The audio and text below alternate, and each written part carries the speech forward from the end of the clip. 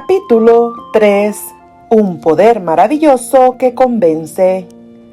¿Cómo se justificará el ser humano ante Dios? ¿Cómo será justo el pecador? Solo por medio de Cristo podemos ser puestos en armonía con Dios y con la santidad. Ahora bien, ¿cómo debemos ir a Cristo? Muchos formulan hoy la misma pregunta que hizo la multitud el día de Pentecostés, cuando, convencida de pecado, exclamó: ¿qué debemos hacer? La primera palabra de la respuesta del apóstol Pedro fue: arrepiéntanse. Poco después, en otra ocasión, dijo: para que sean borrados sus pecados, arrepiéntanse y vuélvanse a Dios. El arrepentimiento incluye tristeza por el pecado y abandono del mismo. No renunciaremos al pecado a menos que nos demos cuenta de su malignidad. Mientras no lo repudiemos de corazón, no habrá cambio real en nuestra vida. Muchos no entienden la verdadera naturaleza del arrepentimiento. Muchas personas se entristecen por haber pecado e incluso se reforman exteriormente porque temen que su mala conducta sea causa de sufrimientos. Pero esto no es arrepentimiento en el sentido bíblico. Lamentan el sufrimiento más bien que el pecado. Así fue el pesar de Esaú cuando vio que había perdido su primogenitura para siempre. Balaam, aterrorizado por el ángel que estaba en su camino con la espada desenvainada, reconoció su culpa porque temía perder la vida, pero no experimentó un sincero arrepentimiento del pecado. No cambió de propósito ni aborreció el mal.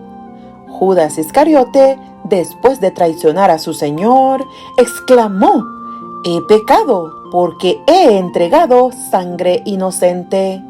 Esta confesión fue arrancada a su alma culpable por un tremendo sentimiento de condenación y una pavorosa expectativa de juicio.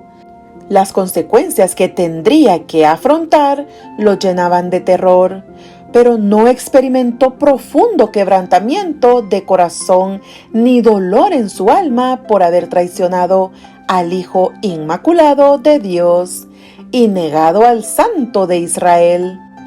Cuando el faraón de Egipto sufría bajo los juicios de Dios, reconocía su pecado a fin de escapar al castigo, pero volvía a desafiar al cielo tan pronto como cesaban las plagas. Todos los mencionados lamentaban los resultados del pecado, pero no experimentaron pesar por el pecado mismo. Sin embargo, cuando el corazón cede a la influencia del Espíritu de Dios, la conciencia se vivifica y el pecador discierne algo de la profundidad y santidad de la sagrada ley de Dios, fundamento de su gobierno en el cielo y en la tierra. Esa luz verdadera, la que alumbra a todo ser humano, ilumina las cámaras secretas del alma y se revela todo lo oculto. La convicción se posesiona de la mente y del corazón. El pecador reconoce entonces la justicia del Señor y siente terror de aparecer en su iniquidad e impureza delante del que escudriña los corazones. Ve el amor de Dios, la belleza de la santidad y el gozo de la pureza.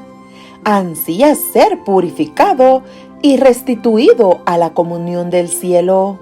La oración de David, después de su caída, ilustra la naturaleza del verdadero dolor por el pecado. Su arrepentimiento fue sincero y profundo. No se esforzó por atenuar su culpa y su oración no fue inspirada por el deseo de escapar al juicio que lo amenazaba. David veía la enormidad de su transgresión y la contaminación de su alma, aborrecía su pecado.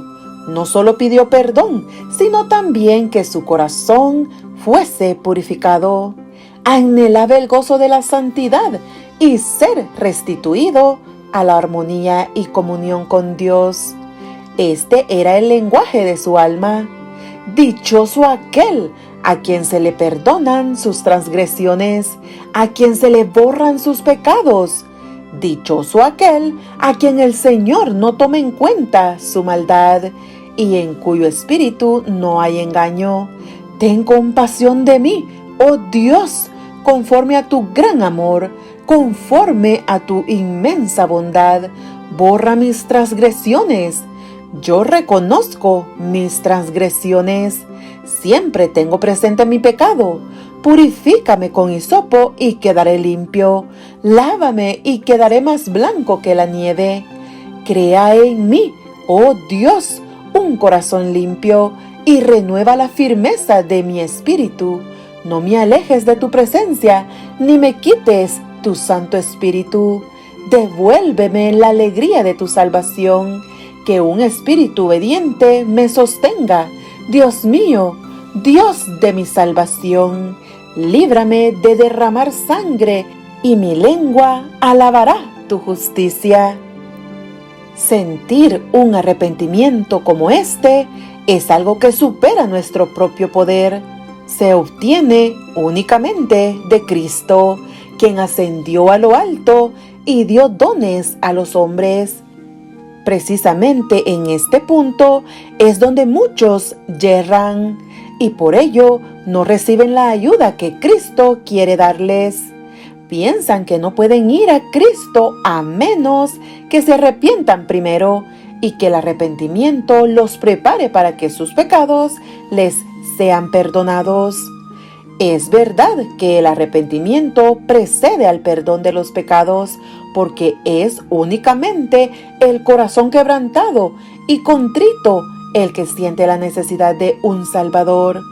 Pero para poder ir al Señor Jesús, ¿el pecador ha de esperar hasta que se haya arrepentido? ¿Debe hacerse del arrepentimiento un obstáculo entre el pecador y el Salvador? La Sagrada Escritura no enseña que el pecador tenga que arrepentirse antes de poder aceptar la invitación de Cristo. Vengan a mí todos ustedes que están cansados y agobiados, y yo les daré descanso. La virtud proveniente de Cristo es la que nos induce a un arrepentimiento genuino. El apóstol Pedro presentó el asunto de una manera muy clara cuando dijo a los israelitas: por su poder, Dios lo exaltó como príncipe y salvador para que diera a Israel arrepentimiento y perdón de pecados.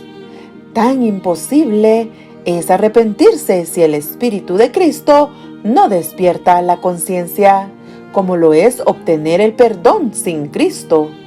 Él es la fuente de todo buen impulso. Es el único que puede implantar en el corazón enemistad contra el pecado. Todo deseo de verdad y pureza, toda convicción de nuestra propia pecaminosidad, evidencian que su Espíritu está obrando en nuestro corazón. Jesús dijo: pero yo, cuando sea levantado de la tierra, atraeré a todos a mí mismo. Cristo tiene que ser revelado al pecador como el Salvador que murió por los pecados del mundo. Y mientras contemplamos al Cordero de Dios sobre la cruz del Calvario, el misterio de la redención comienza a revelarse a nuestra mente y la bondad de Dios nos guía al arrepentimiento. Al morir por los pecadores, Cristo manifestó un amor incomprensible, y a medida que el pecador lo contempla, este amor enternece el corazón, impresiona la mente e inspira contrición al alma. Es verdad que a veces los seres humanos se avergüenzan de sus caminos pecaminosos y abandonan algunos de sus malos hábitos antes de darse cuenta de que son atraídos a Cristo. Pero siempre que, animados de un sincero deseo de hacer el bien, hacen un esfuerzo por reformarse. Es el poder de Cristo el que los está atrayendo. Una influencia de la cual no se dan cuenta, obra sobre su alma. Su conciencia se vivifica y su conducta externa se enmienda. Y cuando Cristo los induce a mirar su cruz y a contemplar a aquel que fue traspasado por sus pecados, el mandamiento se graba en su conciencia. Les es revelada la maldad de su vida, el pecado profundamente arraigado en su alma. Comienzan a entender algo de la justicia de Cristo y exclaman: ¿qué es el pecado para que haya exigido tal sacrificio por la redención de su víctima? Fueron necesarios todo este amor, todo este sufrimiento, toda esta humillación para que no pereciéramos, sino que tuviéramos vida eterna. El pecador puede resistirse a este amor, puede rehusar ser atraído a Cristo, pero si no se resiste, será atraído a Jesús. El conocimiento del plan de la salvación lo guiará al pie de la cruz. Arrepentido de sus pecados, los cuales causaron los sufrimientos del amado Hijo de Dios. La misma inteligencia divina que obra en toda la naturaleza habla a los corazones de los hombres y las mujeres y crea en ellos un deseo indecible de algo que no tienen. Las cosas del mundo no pueden satisfacer su ansia. El Espíritu de Dios les suplica que busquen las únicas cosas que pueden dar paz y descanso: la gracia de Cristo y el gozo de la santidad. Por medio de influencias visibles e invisibles, nuestro Salvador está constantemente obrando para atraer el corazón de las mujeres y los hombres y sacarlos de los vanos placeres del pecado y llevarlos a las bendiciones infinitas que pueden obtener de Él. A todas esas almas que procuran vanamente beber en las cisternas rotas de este mundo, se dirige el mensaje divino: el que tenga sed, venga, y el que quiera, tome gratuitamente del agua de la vida. Si en tu corazón existe el anhelo de algo mejor que cuanto este mundo pueda ofrecer, reconoce en este deseo la voz de Dios que habla a tu alma. Pídele que te dé arrepentimiento, que te revele a Cristo en su amor infinito y en su pureza absoluta. En la vida del Salvador fueron perfectamente ejemplificados los principios de la ley de Dios, el amor a Dios y a la humanidad. La benevolencia y el amor desinteresado fueron la vida de su alma. Cuando contemplamos al Redentor y su luz nos inunda, es cuando vemos la pecaminosidad de nuestro corazón. Podemos lisonjearnos como Nicodemo de que nuestra vida ha sido íntegra, de que nuestro carácter moral es correcto, y pensar que no necesitamos humillar nuestro corazón delante de Dios como el pecador común. Pero cuando la luz de Cristo resplandezca en nuestra alma, veremos cuán impuros somos. Discerniremos el egoísmo de nuestros motivos y la enemistad contra Dios, que han manchado todos los actos de nuestra vida. Entonces conoceremos que nuestra propia justicia es en verdad como trapos de inmundicia, y que solamente la sangre de Cristo puede limpiarnos de la contaminación del pecado y renovar nuestro corazón a semejanza del Señor. Un rayo de la gloria de Dios, una vislumbre de la pureza de Cristo que penetre en el alma, hace dolorosamente visible toda mancha de pecado y descubre la deformidad y los defectos del carácter humano. hace patentes los deseos profanos, la incredulidad del corazón y la impureza de los labios. Los actos de deslealtad mediante los cuales el pecador invalida la ley de Dios quedan expuestos a su vista, y su espíritu se aflige y se acongoja bajo la penetrante influencia del Espíritu de Dios. En presencia del carácter puro y sin mancha de Cristo, el transgresor se aborrece a sí mismo. Cuando el profeta Daniel contempló la gloria que rodeaba al mensajero celestial que le había sido enviado, se sintió abrumado por su propia debilidad e imperfección. Describiendo el efecto de la maravillosa escena, relató: «Las fuerzas me abandonaron, palideció mi rostro y me sentí totalmente desvalido. El alma así conmovida odiará su egoísmo y amor propio, y mediante la justicia de Cristo buscará la pureza de corazón que armoniza con la ley de Dios y con el carácter de Cristo». El apóstol Pablo dice que, en cuanto a la justicia que la ley exige, es decir, en lo referente a las obras externas, era intachable, pero cuando percibió el carácter espiritual de la ley, se reconoció pecador. Juzgado por la letra de la ley, como las mujeres y los hombres la aplican a la vida externa, él se había abstenido de pecar, pero cuando miró en la profundidad de los santos preceptos y se vio como Dios lo veía, se humilló profundamente y confesó su culpabilidad. En otro tiempo yo tenía vida aparte de la ley, pero cuando vino el mandamiento, cobró vida el pecado y yo morí.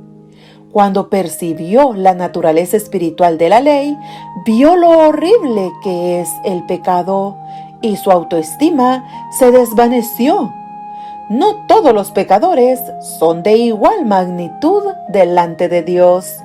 Hay diferencia de pecados a su juicio, como la hay a juicio de los seres humanos.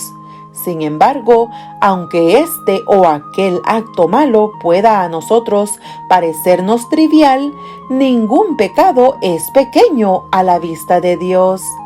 El juicio de los seres humanos es parcial e imperfecto, pero Dios ve todas las cosas como son realmente. Al borracho se lo desprecia y se le dice que su pecado lo excluirá del cielo, mientras que demasiado a menudo el orgullo, el egoísmo y la codicia no son reprendidos. Sin embargo, son pecados que ofenden en forma especial a Dios, porque contrarían la benevolencia de su carácter. Ese amor abnegado que es la misma atmósfera del universo no caído. Quien comete alguno de los pecados más groseros puede avergonzarse y sentir su pobreza y necesidad de la gracia de Cristo. Pero el orgulloso no siente necesidad alguna y así cierra su corazón a Cristo y se priva de las infinitas bendiciones que Él vino a derramar.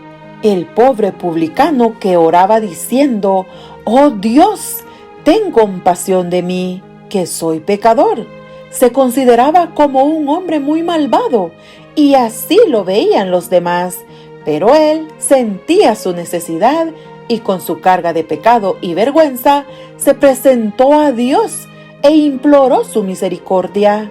Su corazón estaba abierto para que el Espíritu de Dios llevara a cabo en él su obra de gracia y lo libertara del poder del pecado. La oración jactanciosa y presuntuosa del fariseo demostró que su corazón estaba cerrado a la influencia del Espíritu Santo. Por estar lejos de Dios, no tenía idea de su propia corrupción, que contrastaba con la perfección de la santidad divina. No tenía necesidad alguna y nada recibió. Si percibes tu condición pecaminosa, no esperes hasta hacerte mejor a ti mismo. ¿Cuántos hay que piensan que no son bastante buenos para ir a Cristo? ¿Esperarán hacerse mejores por sus propios esfuerzos? ¿Puede el etíope cambiar de piel o el leopardo quitarse sus manchas? Pues tampoco ustedes pueden hacer el bien, acostumbrados como están a hacer el mal. Únicamente en Dios hay ayuda para nosotros. No debemos permanecer en espera de persuasiones más fuertes, de mejores oportunidades o de tener un carácter más santo. Nada podemos hacer por nosotros mismos. Hemos de acudir a Cristo así como somos. Pero nadie se engañe a sí mismo pensando que Dios, en su gran amor y misericordia, salvará incluso a quienes rechazan su gracia. La tremenda malignidad del pecado solo puede medirse a la luz de la cruz. Cuando los seres humanos insisten en que Dios es demasiado bueno para desechar al pecador, que miren al Calvario. Si Cristo cargó con la culpa del desobediente y sufrió en lugar del pecador, fue porque no había otra manera de que los seres humanos pudieran salvarse. Sin ese sacrificio, sería imposible que la familia humana escapara del poder contaminador del pecado y fuera restituida a la comunión con los seres santos. Sería imposible que volviera a participar de la vida espiritual. El amor, los sufrimientos y la muerte del Hijo de Dios ponen de manifiesto lo espantoso que es el pecado y demuestran que no hay modo de escapar de su poder, ni esperanza de una vida superior, sino mediante la sumisión del alma a Cristo. Algunas veces los impenitentes se excusan diciendo de quienes profesan ser cristianos: son tan buenos como ellos, no se comportan con más abnegación, sobriedad y equilibrio que yo. Les atraen los placeres y la complacencia propia tanto como a mí. Así hacen de las faltas ajenas una excusa para descuidar su deber. Pero los pecados y las faltas de otros no disculpan a nadie, porque el Señor no nos ha dado un modelo humano sujeto al error. El Inmaculado Hijo de Dios es quien se nos ha dado como ejemplo, y los que se quejan de la mala conducta de quienes profesan creer en Él deberían presentar una vida mejor y ejemplos más nobles, si tienen un concepto tan elevado de lo que un cristiano debe ser. ¿No es un pecado mucho mayor? Saben lo que es correcto y sin embargo rehúsan hacerlo. Ten cuidado con las dilaciones. No postergues la obra de abandonar tus pecados y buscar la pureza del corazón por medio del Señor Jesús. En esto es donde miles y miles han errado a costa de su perdición eterna. No insistiré aquí en la brevedad e incertidumbre de la vida, pero se corre un terrible peligro que no se comprende lo suficiente cuando se posterga el acto de ceder a la voz suplicante del Santo Espíritu de Dios y se prefiere vivir en el pecado, porque tal demora consiste realmente en eso. No se puede continuar en el pecado, por pequeño que se lo considere, sin correr el riesgo de una pérdida infinita. Lo que no venzamos nos vencerá a nosotros y nos destruirá. Adán y Eva se convencieron de que algo tan insignificante como el hecho de comer la fruta prohibida no podía tener consecuencias tan terribles como las que Dios había anunciado. Pero ese pequeño acto era una transgresión de la santa e inmutable ley de Dios. que separó de su Creador a la primera pareja y abrió las compuertas a través de las cuales se precipitaron sobre nuestro mundo la muerte e innumerables desgracias.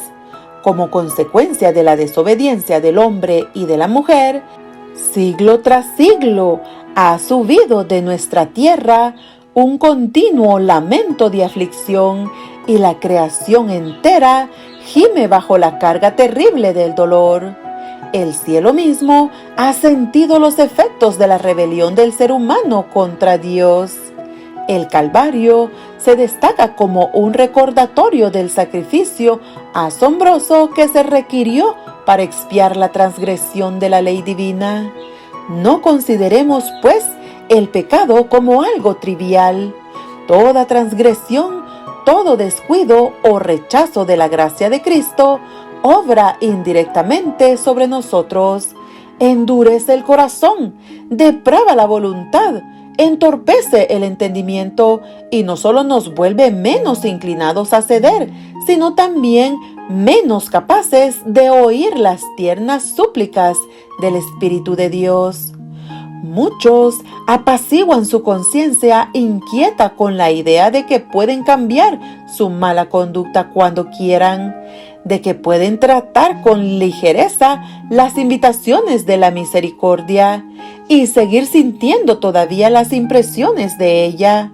Piensan que después de menospreciar al Espíritu de gracia y después de someterse a la influencia de Satanás, en un momento de extrema necesidad podrán cambiar su modo de proceder. Pero esto no se logra tan fácilmente. La experiencia y la educación de una vida entera han amoldado de tal manera el carácter que pocos desean después recibir la imagen de Jesús. Un solo rasgo malo en el carácter, un solo deseo pecaminoso, persistentemente albergado, neutraliza a veces todo el poder del Evangelio.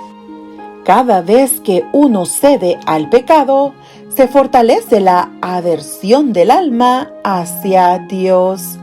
El hombre y la mujer que manifiestan un descreído atrevimiento o una insensible indiferencia hacia la verdad no están más que recogiendo la cosecha de su propia siembra. En toda la Escritura no hay amonestación más terrible contra el hábito de jugar con el mal que estas palabras del sabio. Al malvado lo atrapan sus malas obras.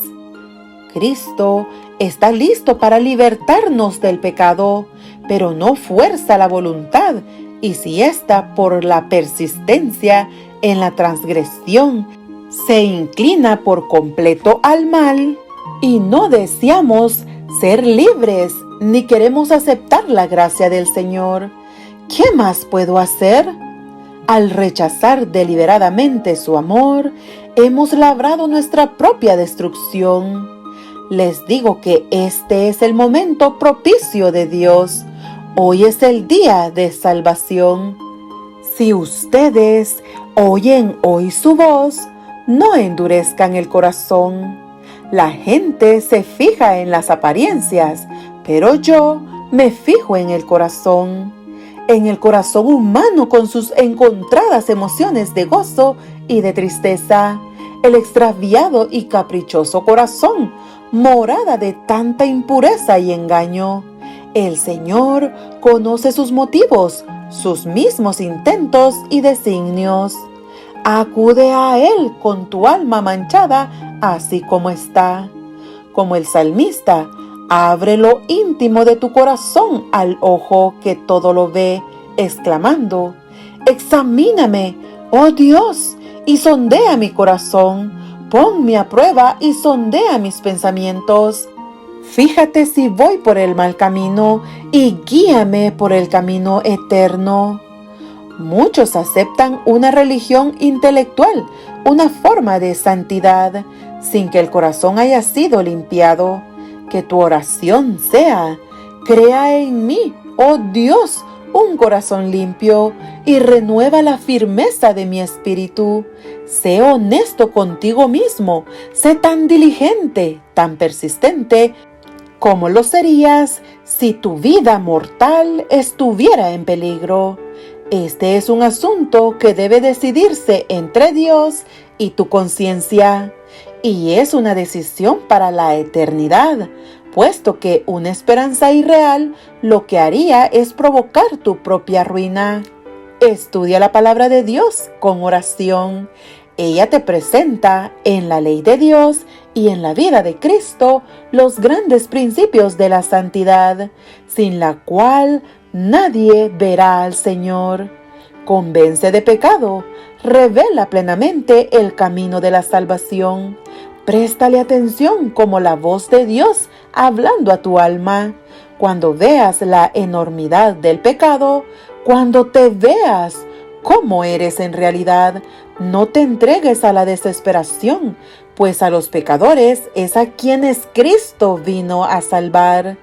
No tenemos que reconciliar a Dios con nosotros, sino que, oh maravilloso amor, en Cristo, Dios estaba reconciliando al mundo consigo mismo.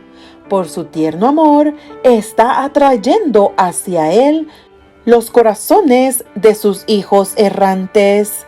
Ningún padre, según la carne, podría ser tan paciente con las faltas y los yerros de sus hijos, como lo es Dios con aquellos a quienes trata de salvar. Nadie podría argüir más tiernamente con el pecador. Jamás enunciaron los labios humanos invitaciones más tiernas que las dirigidas por él al extraviado. Todas sus promesas, sus amonestaciones, no son más que la expresión de su amor inefable. Cuando Satanás acude a decirte que eres un gran pecador, alza los ojos a tu Redentor y habla de sus méritos. Lo que te ayudará será mirar su luz.